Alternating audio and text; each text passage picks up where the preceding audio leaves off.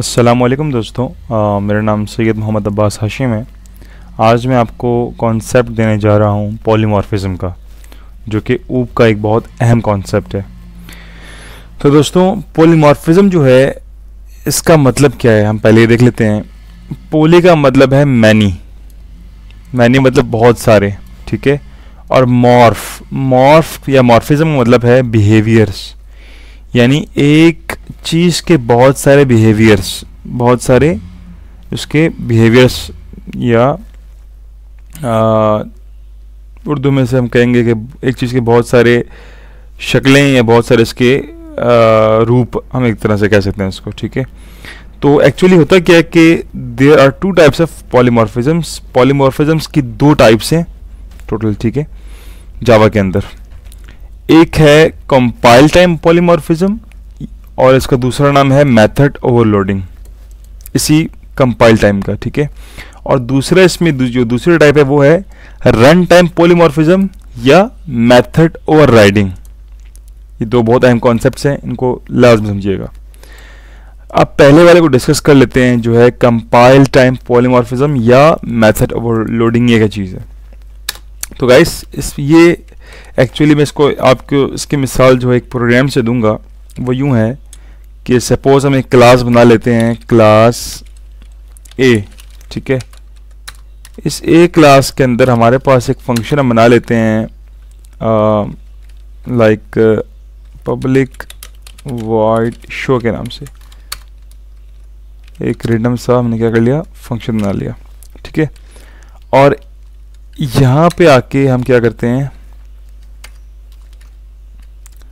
इस जगह पे आके हम लोग पब्लिक, ये जो फंक्शन जो हमने बनाया है, इसे कॉपी करके इसके मल्टीपल कॉपीज 3 दफ़ा निकाल लेते हैं।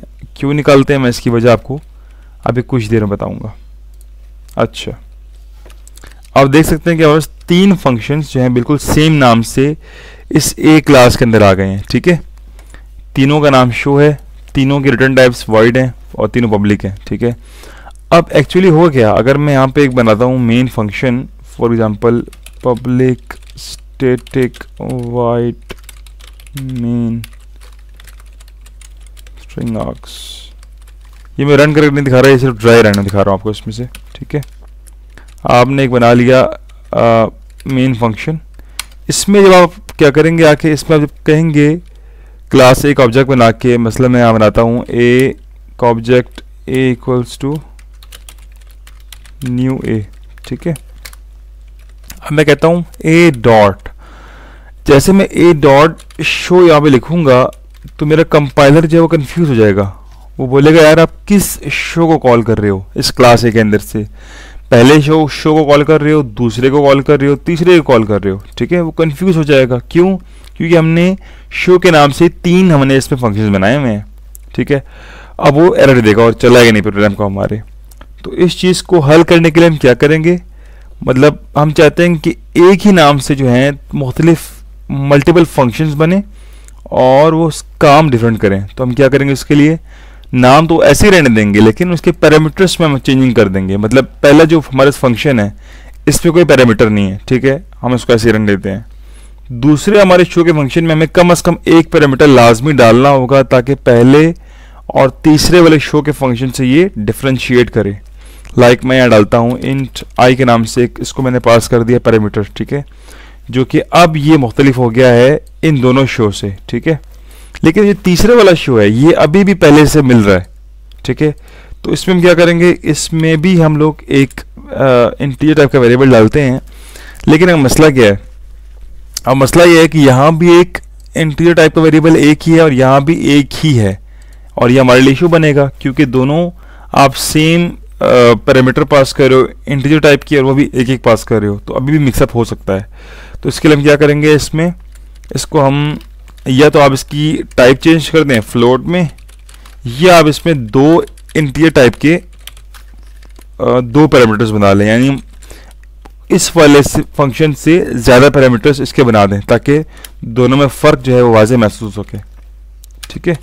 तो इस तरीके से अब जब आप मेन में कॉल करेंगे ना ए डॉट शो, अब देखें शो मैंने सिर्फ शो लिखा, मैंने बीच में कोई पैरामीटर पास नहीं किया, मतलब कौन सा वाला कॉल होगा, ये पहले वाला जो है हमारा फंक्शन कॉल होगा।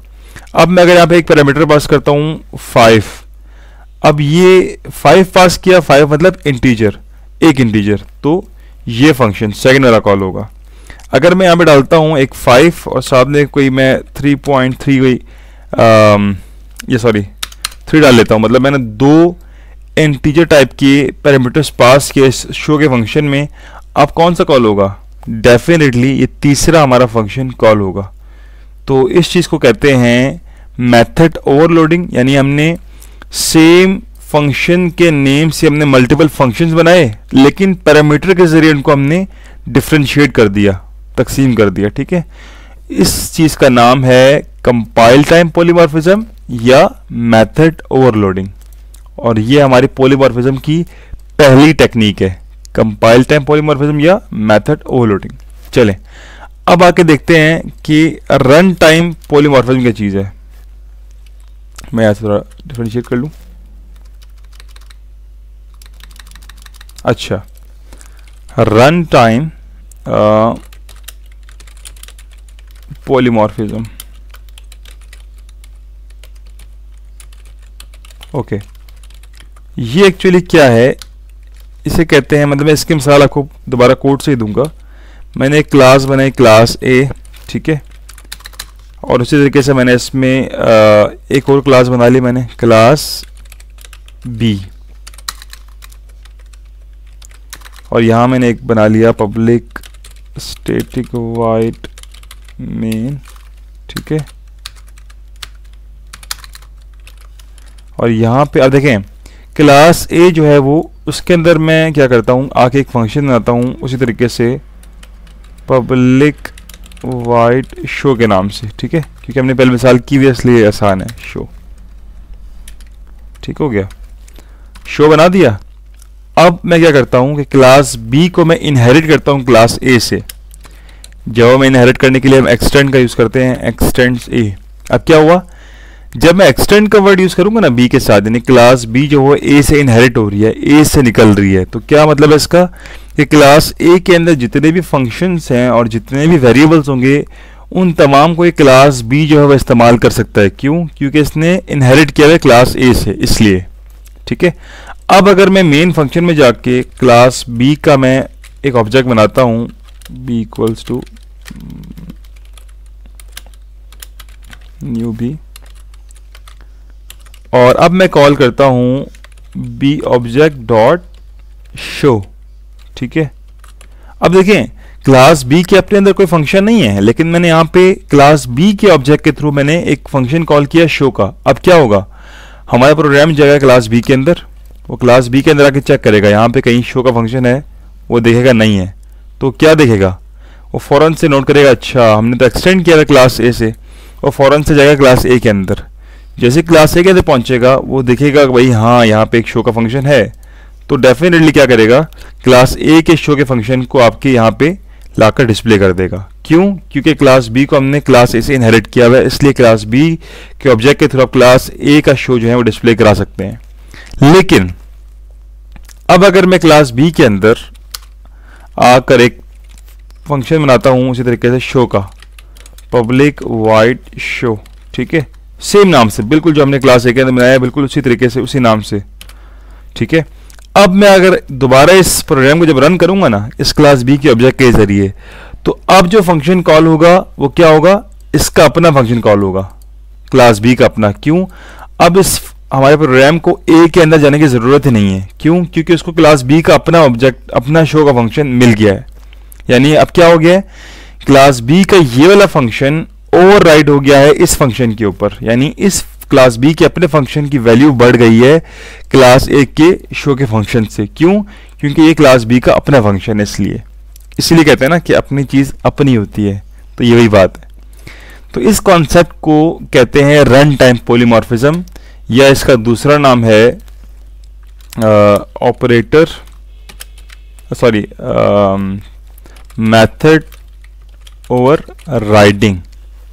तो इन दोनों method overriding plus method overloading या कंपाइल टाइम पॉलीमॉर्फिज्म या रन टाइम पॉलीमॉर्फिज्म, इन तमाम को मिला जुला के बोला जाता है पॉलीमॉर्फिज्म जावा के अंदर। तो ये छोटा सा कॉन्सेप्ट था पॉलीमॉर्फिज्म का, उम्मीद है आपको समझ आई होगी। अगर कोई क्वेश्चन है तो काइंडली कमेंट सेक्शन में टाइप कीजिएगा, मैं आपको जवाब देने के लिए तैयार हूँ। तो काइंडली मेरी वीडियो को सब्सक्राइब कीजिएगा, लाइक कीजिएगा और शेयर कीजिएगा। Thanks a lot.